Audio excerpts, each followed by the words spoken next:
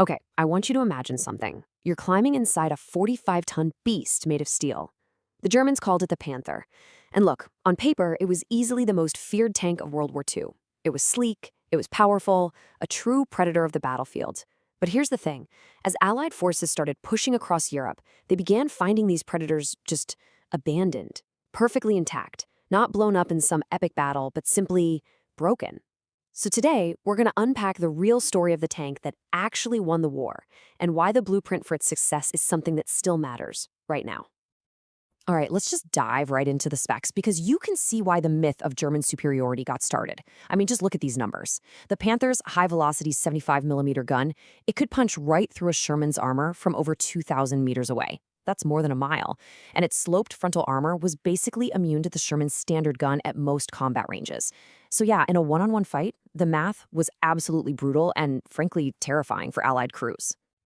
And, this wasn't just some abstract theory. This was the cold, hard reality for the guys on the ground. Just read this quote. It gets right to the heart of the fear they were living with every single day. The nickname Ronson, as in the cigarette lighter that lights every time. Wow, that wasn't some funny joke, That was gallows humor. It was a grim way of acknowledging that the Sherman had a nasty tendency to catch fire when it got hit. Can you imagine climbing into your tank, day after day, knowing that your buddies are calling it a cigarette lighter? They knew the odds were stacked against them. But then, a mystery started to pop up. As the Allies were advancing deeper into Europe, the tank recovery teams started reporting something that just didn't make any sense. They were finding Panthers, these so-called invincible predators, not knocked out by gunfire, not blown up by mines, but just sitting there, cold, silent, and completely abandoned by their crews. And this became the central question, right? Why on earth would a tank crew abandon their perfectly good, technologically superior weapon in the middle of a war? The answer would completely change how we think about what it actually takes to win. And let me tell you, it had absolutely nothing to do with thicker armor or a bigger gun. The truth is, the Panther was this masterpiece of engineering that was hiding a catastrophic secret. It was born from a blueprint for failure. Its fatal flaw wasn't something an enemy could exploit.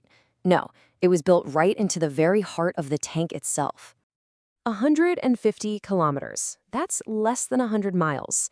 That, on average, was the entire lifespan of a Panther's final drive. That's the supercritical part that gets the power from the engine to the tracks. I want you to think about that. It's like buying a brand new, top-of-the-line sports car and having the transmission completely shred itself before you even finish your first tank of gas. That was the reality for the German Panther tank. And look, don't just take my word for it. This isn't some piece of wartime propaganda. This comes from a meticulous post-war technical report by the French army. After the war, they captured a bunch of Panthers and tried to use them themselves. And what they discovered was that the tank's fearsome reputation was writing checks its mechanics just couldn't cash. Even secret German wartime documents confirmed it, with generals practically begging for a solution that never came. So how did this even happen? Well, this timeline right here really tells the story. See, the Panther was originally designed to be a 35-ton tank. Totally reasonable. But during development, Hitler kept demanding more armor, a bigger gun. And the final production model ended up tipping the scales at 45 tons. That's almost a 30% increase in weight.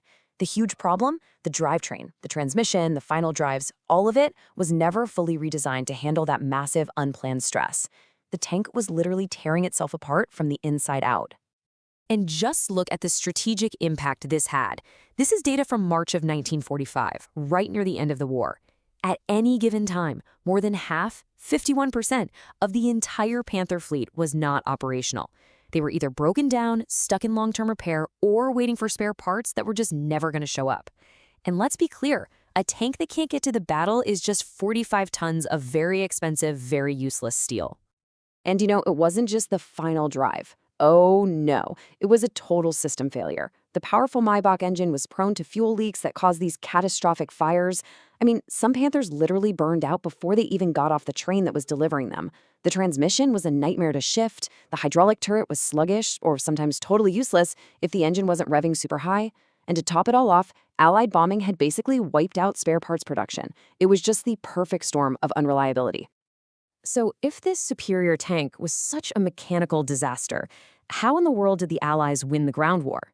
Well, that brings us to the real unsung hero of this story. See, the Sherman's success wasn't about being a single perfect weapon.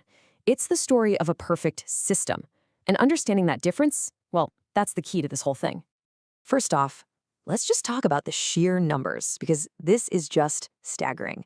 The US produced over 49,000 Shermans.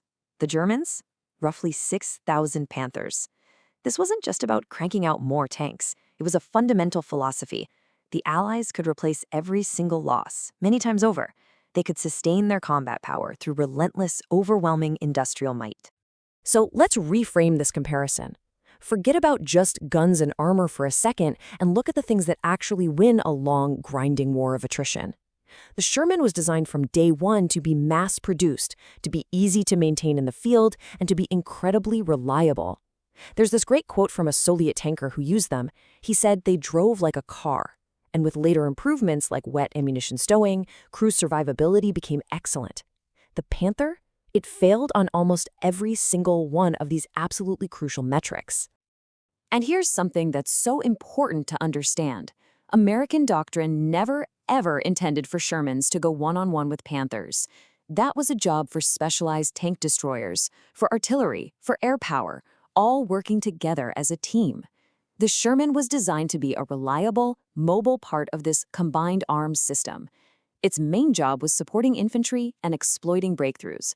And for those tasks, its reliability and its excellent high-explosive shell were absolutely perfect. And if you want the perfect illustration of that reliability, just look at this number.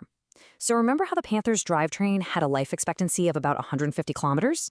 Well, a Soviet tanker named Dmitry Loza, who was a decorated hero of the Soviet Union, commanded Shermans, and he praised their tracks for having a service life of over 5,000 kilometers. I mean, that's not just a small difference. That is a completely different universe of reliability. This right here, this is the ecosystem that made the Sherman a champion. It was never just about the tank. It was about everything that surrounded it. You had these incredible logistics networks, like the Red Ball Express, keeping them fueled and armed. You had standardized parts, which meant a disabled Sherman could be repaired right there in the field and get back to the fight in hours, not weeks. But even more than that, the design itself was constantly improving. They added upgrades like wet stowage, which surrounded the ammunition in a liquid jacket. That one change dropped the chance of a catastrophic fire from over 60% down to around 15%, a change that saved thousands and thousands of lives. So, why does a nearly 80-year-old debate about two tanks still matter so much today? Because the blueprint for success and failure that it reveals is absolutely timeless.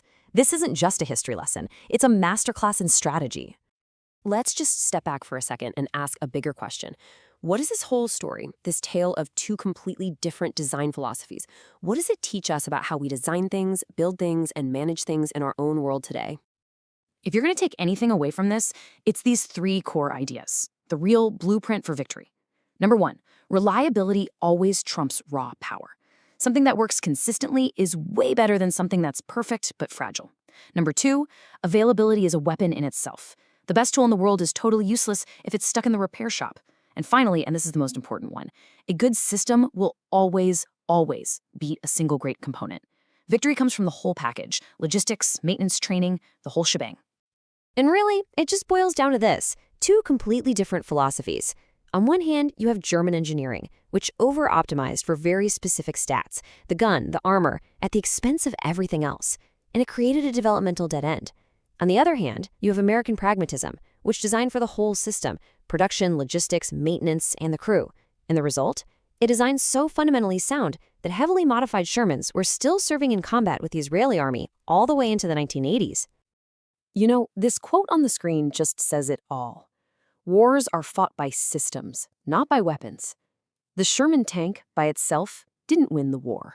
The entire American system of industrial production, of logistics, of maintenance, and of combined arms doctrine, that's what won the war.